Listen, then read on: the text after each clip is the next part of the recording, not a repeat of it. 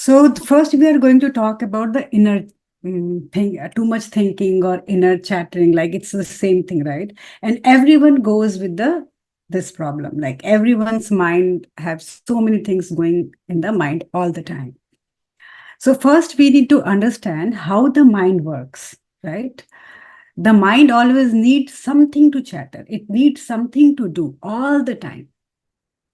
And if it doesn't have any proper thing to do, what it will do, it will start thinking the small things. So our mind cannot have a vacuum. It's very hard for mind to have a vacuum or empty space in the mind. It has to do something. When we are sleeping, that is the only time, at that time the mind is not working. But if we are awake continuously, it needs something to do. I have braces, so it's hard for me to speak. So my voice gets here and there. So it gets into random thinking patterns. Whatever appeals it like very good, it very easily go into a random thinking pattern. Like you can see, you will start thinking about your kids, then suddenly you will feel hungry, you will thinking about food, then suddenly you will be worried about weather, how the weather is, then suddenly you remember somebody and start worrying about that person. So like, because there is space, right? If there is space, then hundred of things will come there to disturb you. And why this happens? It happens because there is nothing very important in our life which takes our all attention. Like everybody have realized, when there is some big task in front of you, you don't even feel hungry. At that time, even somebody called you to talk to you, you will say, no, I don't have time, I'm busy.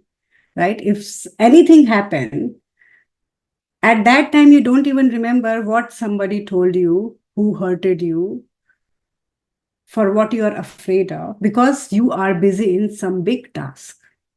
Because we don't have anything very big in our life, that's why we get affected by small, random 100 things in our mind. If something big is there, nothing else will come, right? So we have to always try to look for something very big, much bigger, like something which is worth changing your life and changing the life of others. Big doesn't mean that you are going to climb Himalayas. No, something big, which you can say that, oh, it's going to change my life. And with my life, it's going to change the life of hundreds of people. Like this kind of some big project, right? So, usually, like in spirituality, if we say, then we'll say that, okay, if the inner chattering we have to finish, all the saints like Nana, Kabir, and everybody said that, okay, start remembering God, start chanting the mantra, because your mind is always busy with the chanting. So mind will you will not have any random thoughts, right? There are too many techniques to calm down mind with the meditation and healing techniques, but for the common people to sit down and take out half an hour and 1 hour or 2 hour and calm their mind was always a very big problem. At that time, these saints came and they gave a simple solution: just start chanting something, right? Whatever you want to chant, just chant that, and your mind will be busy on that chanting. It will be hooked on that chanting. So, what happened? Like most of the time, when we don't have anything big thing to do in our life, what do? We waste our entire day, right? The mind runs like this all the time in the circle, and we will be thinking of 10 different things. Nothing will be valuable. With our thinking, nothing is changing, right? Nothing is changing in our life. Nothing is changing in anyone's else life. So what are we doing? We're just wasting our time. So very simple solution for this one is, like, if you cannot do till you don't have any big commitment in your life, till you don't have anything very big in your life, you can start chanting till that time. And you can pick your mantra, you can pick a name of God, whatever you want. At least the mind will be focused at the one point. Chanting, our mind will learn the basic technique of focusing. Remember when we started the Patanjali Yoga Sutra, first you need to make the mind to learn focus. After learning focus, it goes into meditation, right? We know that. So if we are doing one thing, the mind is learning how to focus. It will be a great jump in the spiritual path too. But if the mind is going in 100 direction all the time, it means we are not able to focus. Right? Okay, if you do meditation for half an hour or 2 hour or whatever hours, only that much time you are trying to focus your mind, right? How about 22 hours of the day? What are you doing in that 22 hours? Again, you see that your patterns is kicking in. Again, you see that you are thinking. And then you say that, oh, I did meditation also. Again, I am thinking. So the effect of meditation doesn't stay whole day. For having that effect in your life, we have to be meditative 24/7. We have to learn to be in that zone 24/7. Because mind is working 24/7. So we need to feed our mind something which keeps us busy all the time. Easiest way is the chanting. Like I was thinking today, what will be the answer for this one? And it was like, okay, just keep your mind busy. Yeah, Vanna, you have to say something? Yeah. Chanting is a great start, but then what I find is that as I chant, um, we get into a rhythm and it goes into more of a backside burner, right? Because you don't need to put active mind on chanting. Like let's say I'm saying Sri Rama, Sri Rama, Sri Rama, right? After 100th time, I really don't need my active mind to focus on it, right? It is Yeah. running in the background, but my active mind is going after something else.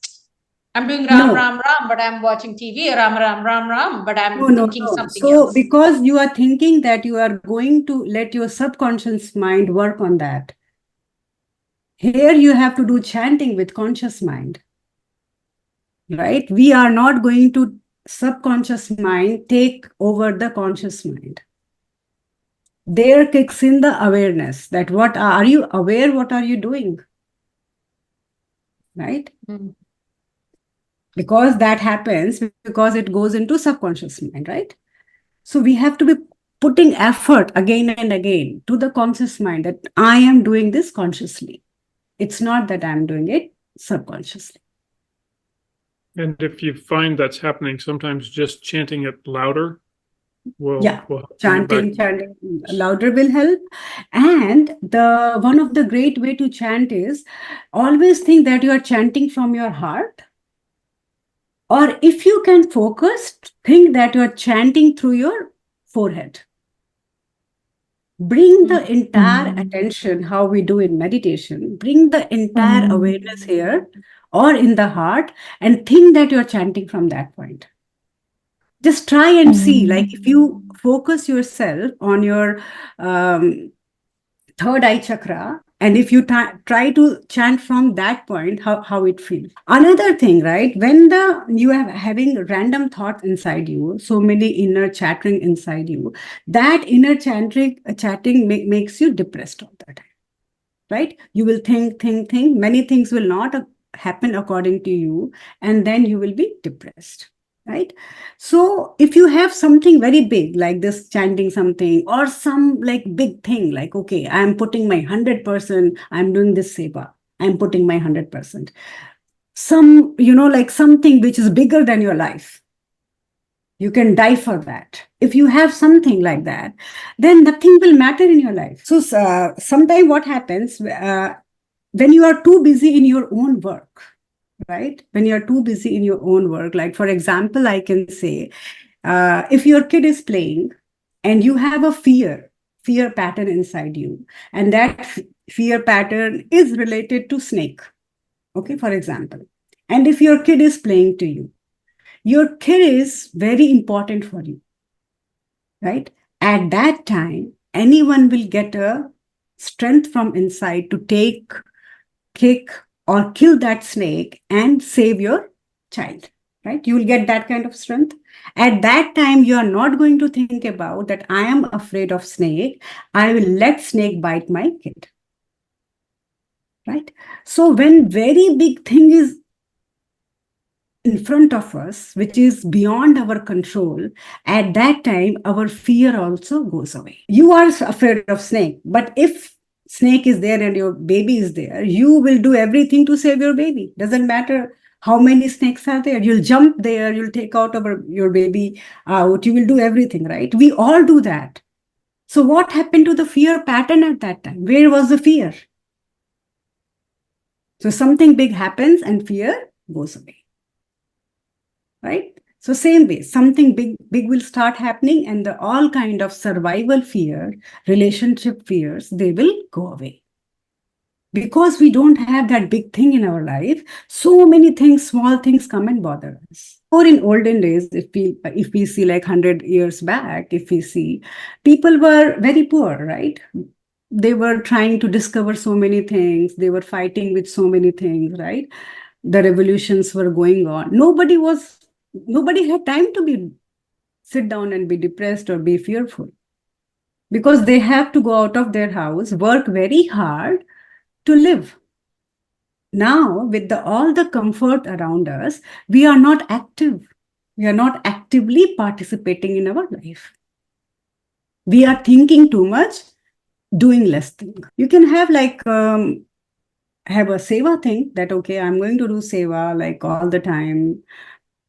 I want to become a writer. I can write something, right? I want to invent something in music. I want to do that.